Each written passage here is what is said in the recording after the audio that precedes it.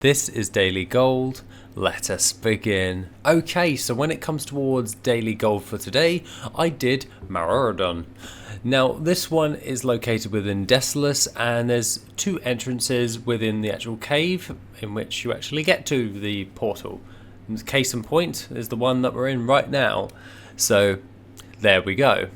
Now, if you can see on the screen right now, it's basically beelining it to the other entrance door, then making our way back to the other entrance. However, for me, I use my Dreamwalk ability, and that means that I can just jump in and out of the instance when I've completed the second run through on that. So that's easier for me to get in and out of the instance instead of trying to make my way all the way fully back to the beginning again, making it a lot faster in order to farm up the data. That being said, Maraudon has a few keynote items, and I think we should probably go over them right now. If we jump in towards Worth It, we can bring this up on the screen right now, and judging by this, we can have a look at what I managed to get a hold of. So we'll go down to Maraudon, and I managed to get around about 104,000 gold's worth of looted items on this, and obviously it's based off of the market value average to give a better, wider scope to everyone that is watching right now. That being said, when it comes towards items of note, there was a few different types of ones that actually worked out quite nicely. Some of these actually do tend to go on my server for a lot less gold, but some of them actually do go for a decent chunk of gold. Case in point, the robust shoulders are going for 2,000 gold on my server, but on the region market it's 3,000.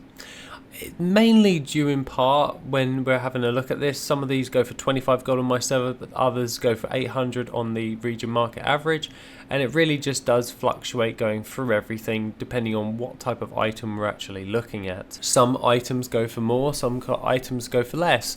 It really does depend on your server, hence why we've got the export and we've added it to the data sheet for anyone to check out on the Discord. Following on to that, we can actually have a look at items of note. If we go in towards Transmog and we actually find Maraudon once again, so we find that one, and if we jump in towards Maraudon, we can see that there are three keynote items you can get from this, which is the Wolf Fear Harness, which it currently goes on my server for 998 gold. However, on the region market value average, it's 17,000 gold. The same with the Poison Tipped Bone Spear, that goes for 3,700 gold on the region market average, but on my server just close to 2,000 gold. And then you've got the Deadwood Sledge, which currently goes on my server for 7,780 gold, but on the region market average 6,025 gold. Other things of note that you can actually get from this actual dungeon is different types of herbs and or resources from all of the mobs, and that can range from anywhere from the original level 5 Peace Bloom herbs all the way up to the level specific of level 40, and that adds up quite nicely in the grand scheme of things. Other things of note that you can get from this is a wide variety of different types of recipes, such as like the rich purple shirt, which sells on the auction house for a stupidly high price depending on your server, of course, but to be honest, it's such a rare drop, it does generally sell for a lot more on the average, so bear that one in mind. Other different types of recipes can range from anywhere from alchemy towards blacksmithing, but generally can fluctuate in price depending on your server.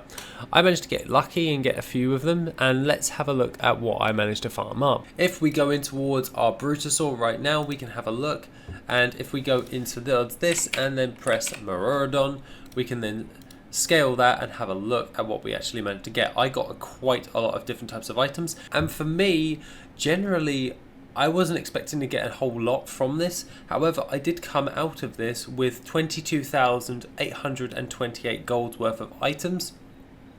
This actually came as a bit of a shock to me because generally speaking on my server, basic transmog items don't go for an awful lot of gold. However, Maraudon actually put out in some respects, so I'm quite happy with that. And overall, hopefully we can get some decent sales in the grand scheme of things. We've got one recipe of note, which is the Moon Sight Rifle, and that on the region market average is 3,872 gold. Other different things is like rain cooler. This one actually popped up on my thing while I was running, and the rain cooler vest on the average market value is 8,000 gold. However, on my server it's 1,000, but that's not the point.